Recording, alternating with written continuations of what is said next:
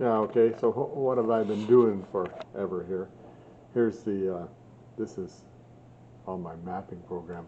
So this is, whoops, St. Peter's Cemetery. That's Sam's restaurant right there. And I went out with the drone and got a pretty good image of the ground around here. Then went to every stone with my little, where is my little thing? Oh dear, lost it, right?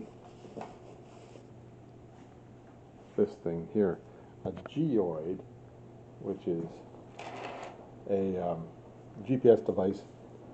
You just turn it on there.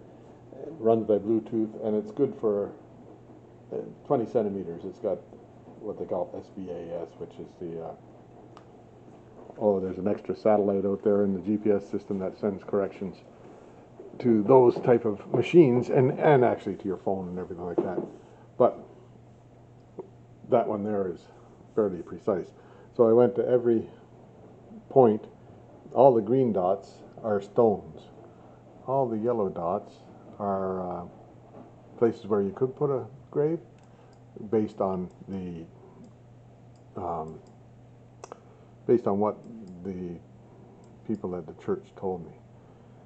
So I put all those in, numbered everything. So the first number's way over here. Number 1's way up here somewhere, right there. There. And then numbered sequentially all the way down to the last one right there, which is 15, 84, 85, 86, 87, 88, 89, 1590 numbers. And out of this, there's about 400 stones, and then about 1,100 available positions. So that was project number 1. Hang on, I'll get the other project and show it to you. Yeah, so here's project number 2, International Children's Memorial Park, ICMP. So this is, they have out there, up in that area, up there, there's trees that they've got plaques on them, they're memorialized to children that were lost. Anyway, that's a different story. But in this story here, they also have this sidewalks around the buildings, around the property, that have, like, all the bricks in here. There's 5,000 bricks, I know that. And there are some of them, or lots of them, are, they've got a name on them. I'll just sort of try and get in closer. See that? So Scott Williams, I don't know if you can see all that. Scott Williams, Doug, Doogie Williams, and so on and so forth. Now, what we want to do is, I've numbered each one of the bricks, that the outside ones I haven't numbered, but each one of the bricks has got a number and a position on it, like GPS location. Not really a GPS location. Anyhow, I was able to put these photos into the thing and geolocate them, and then you go ahead and put numbers on them, and you can get coordinates for each one of these numbers. So I've done that, moved it into an Excel sheet, and then from that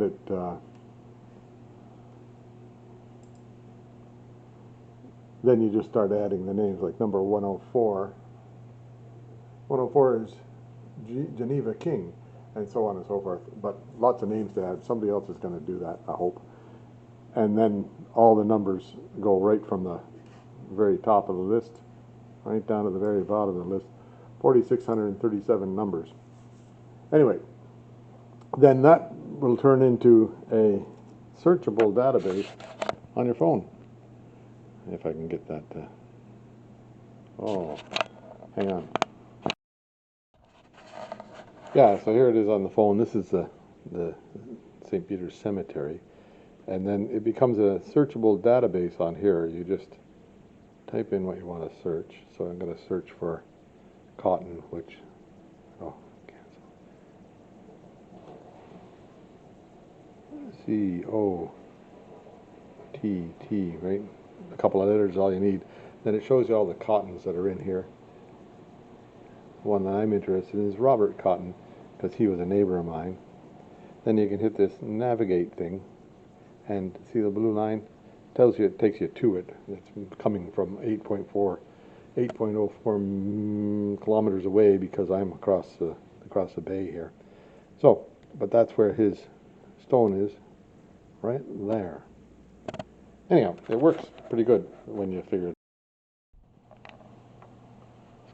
Yeah, so also Google Earth. So I've got it set up so that over here, the view all projects, right? So I've got these projects in Google Earth. Then these are shareable with anybody. You can, anybody wants to see it, they can. But here's a cemetery one right here, and it zooms you into wherever it goes. And then there it is. Now, if you want to have the names over in this side here, you just click that thing. So all the names come up, but then you have to zoom in pretty close. Otherwise, there'd be names everywhere. But all the names are in here on the screen.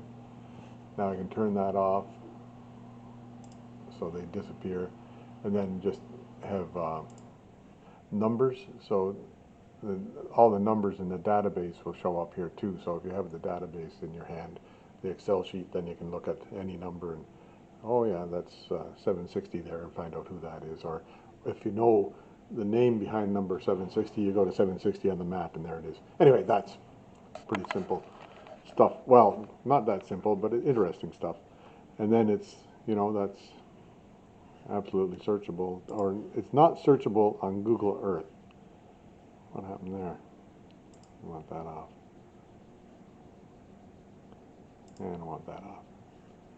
There. Not searchable on Google Earth, but it is searchable on the map. Interesting thing here, this is the old Catholic part of the cemetery. This is an Anglican cemetery. This part here is the old Catholic part, and it was closed in 1842 or somewhere around there. There's some pretty old graves out there. There's also, down in this part of the cemetery, there's two Fathers of Confederation. One's right there. This would be Coles, I think. And there's another one right there, sorry. That's Coles, and then there's another one right around there, I think it is. And I forget who that guy is. But two Fathers of Confederation, plus, some famous artist type stuff.